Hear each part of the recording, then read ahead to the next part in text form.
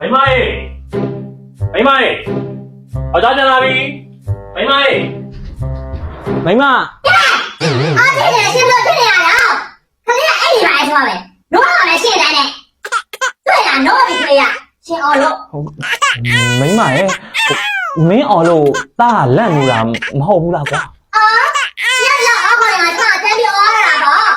ခက်ခါတည်းရလို့ရမှာဘူးခလေးအိတ်ထားပါလေဆိုပါပဲရှင်းရတယ်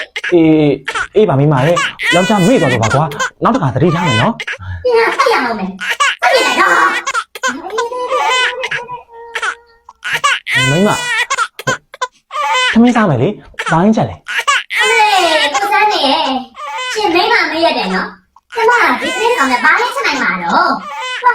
ဒီကနေ့မှကြောက်လို့ရှိရတော်လာခိုင်းတော့မိမရော